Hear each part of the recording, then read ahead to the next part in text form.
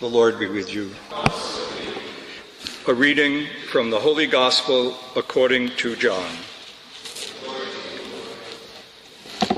May the Spirit of the risen Christ be in our minds and in our hearts, that the wisdom of the gospel may penetrate the depths of our life.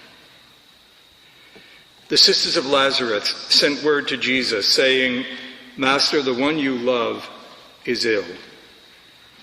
When Jesus heard this, he said, "This illness is not to end in death, but is for the glory of God, that the Son of God may be glorified through it."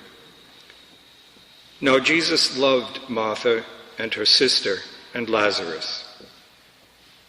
So when he heard that he was ill, he remained for 2 days in the place where he was. Then after this he said to his disciples, "Let us go back to Judea."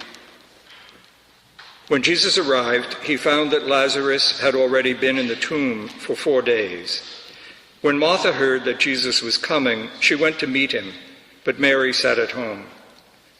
Martha said to Jesus, "Lord, if you had been here, my brother would not have died.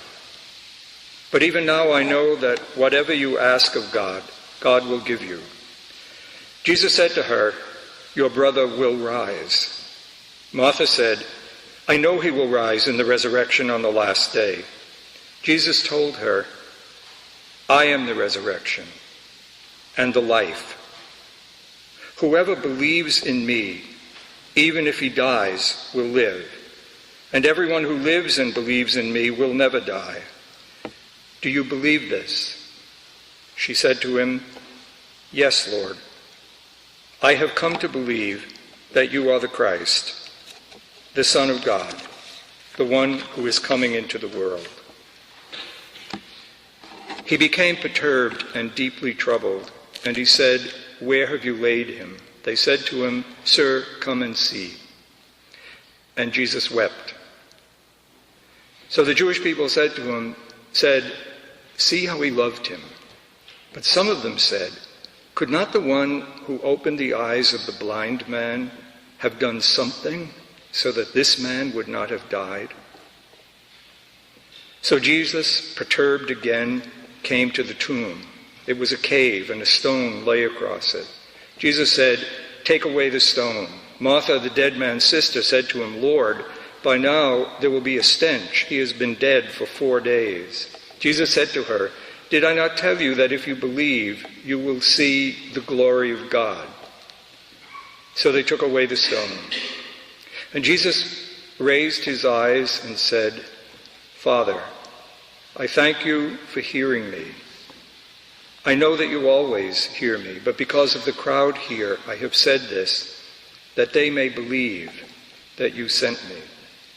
And when he had said this, he cried out in a loud voice, "Lazarus, come out." The dead man came out, tied hand and foot with burial bands, and his face was wrapped in a cloth. So Jesus said to them, "Untie him and let him go." Now many of the Jews who had come to Mary to console her and seen what he had done began to believe in him. The Gospel of the Lord.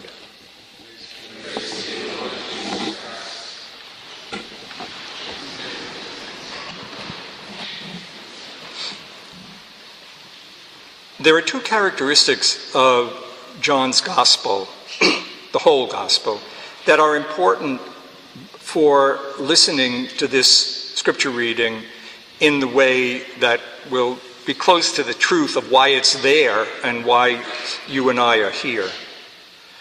One of those characteristics is that John's Gospel, really like all the Gospels, but in particular way in John's Gospel, there is nothing about John's Gospel that is reportage.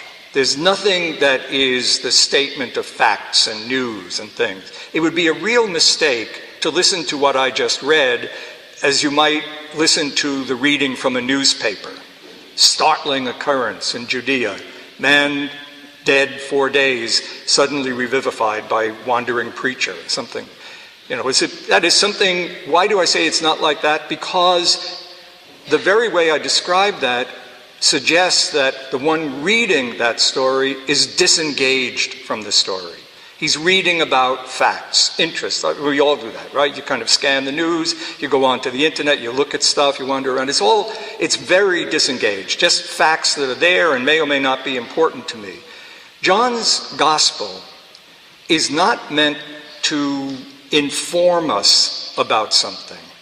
It's meant to present us with the possibility of, in a very technical kind of philosophical term, an encounter. A personal encounter with the risen Christ. That's not a story about something that happened. It's an announcement or a gospel or a preaching which, if I allow it to really enter my life, and if I'm free enough, free from all of the stuff we've been talking about doing during Lent, but free in the general maturing of a human life, if I'm myself enough, if I'm genuinely alive enough in God's way of being alive, that kind of life, I can actually encounter the risen Christ in listening to this story and in finding what kind of response there is in my life. And that's what I'm going to try to talk about in a minute, the kind of response that would be in the nature of an encounter with Christ. It's a response that has a very complex texture of the answer to the question, do you believe in me? But we'll get to that in just a minute.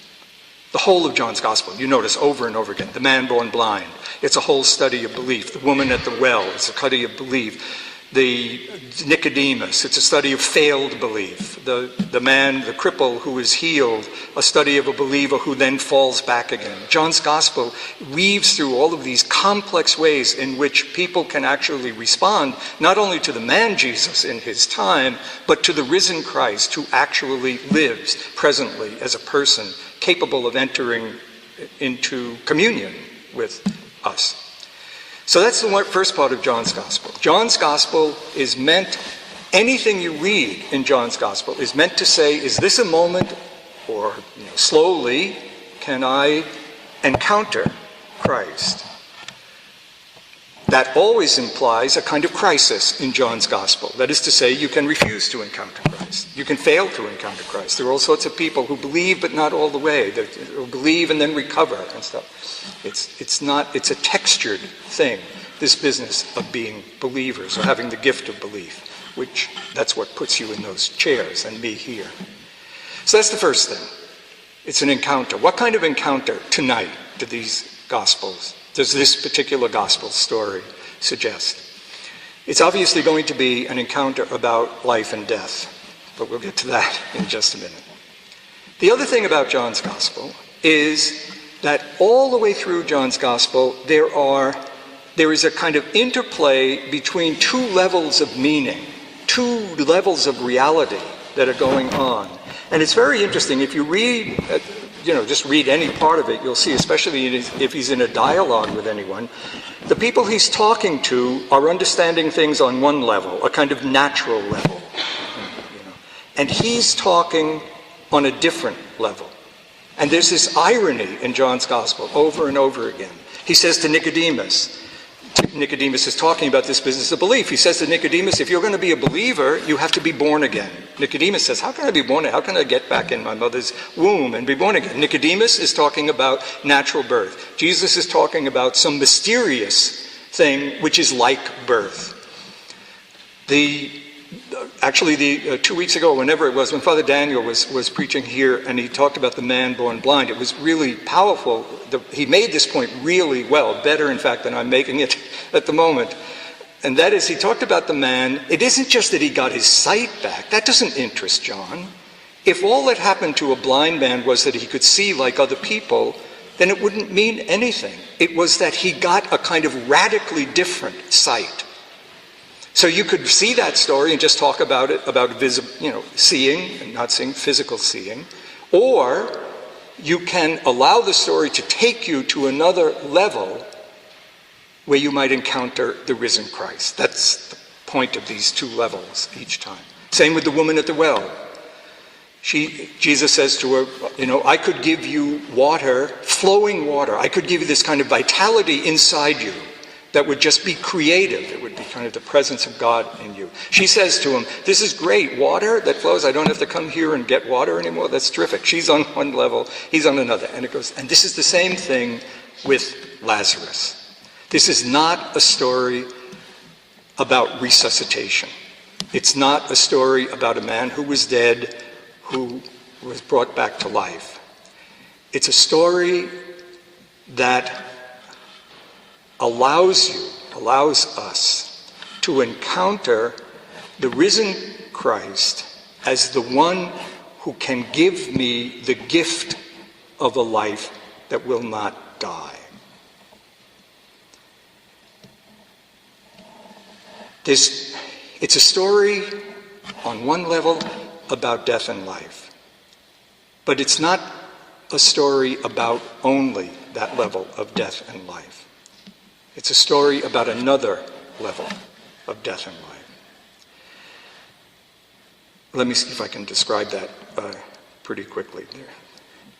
If you think about ordinary death, physical death that all of us will experience, what it is an isolation, a separation, a profound and terminal isolation from everyone to whom I'm related, to the world in which I live and breathe and respond to, and all of those things. There is another death that Jesus talks about. It is a more profound isolation, a more profound solitude and separation. It's the separation from God, who is the infinite love that sustains my reality, and a separation from others in a way that we share the reality of God. You shall love the Lord your God with your whole heart, with your whole mind, and with all your strength. And you shall love others as if they are you. When I do not achieve that kind of double communion, I die the second death. But obviously, even when I describe that classic phrase, I think if you think for a minute, you realize I can't do that on my own. I can live a human life and I can establish human relationships, and they're important and real and genuine. I cannot love God with my whole heart and soul, nor can I love you. I can't love the opening prayer was great. I don't know if you noticed it. It said, change our selfishness into self-giving. I can't on my own do that, because it is the way God is, and I can't make myself God. But I can receive a gift to do that. And what John's Gospel is presenting here is that the risen Christ is the one who can give me that gift. All through Lent, we've been trying to move deeper into the meaning of all the parts of our life. Right? We've said this a lot of times, but I'll just very quickly. The things I possess, my money, my talent, my food, my times, my body, all of those things, through entering through mercy into them, through almsgiving, I begin to discover a deeper meaning of them, a deeper meaning of me, as, them being part of me. Through my dreams and my needs and my hopes and my urges and all of those things, I can either live them superficially, automatically satisfying them, or in fasting, or that kind. I can liberate myself to begin to move deeper into what do they mean? What do my needs mean? What do my desires mean? Who am I who has these longings and dreams?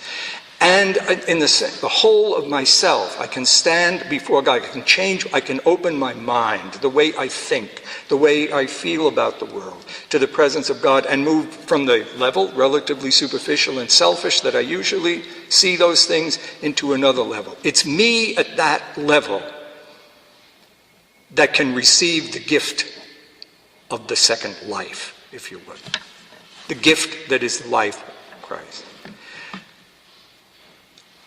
Basically, I think the thing in all human beings that makes it difficult to accept that gift is fear, a kind of anxiety, an anxiety that is present. It's not just some people are more nervous than others. It's a deep and profound anxiety that has to do, ultimately, not that we can talk about all this here, with death, with the confrontation with death. And the reason I'm selfish, the reason I cling to things, the reason I fear other people, at the root of it, if you go down, there is this anxiety. It's very interesting. In the Eucharist, right after we say the Our Father, the priest adds that prayer, remember it? Free us from sin and protect us from anxiety. Pretty interesting, you know?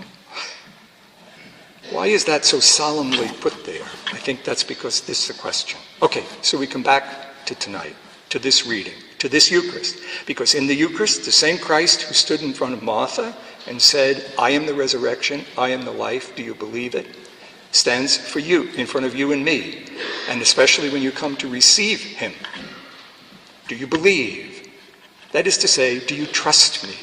Will you enter into the fear that underlies all of these things and live at a level where you trust that I can give you the gift of this life that will never die? No simple thing, you know? No easy thing. As complex as all human life. But the question that we live with when we try to live the gift of faith.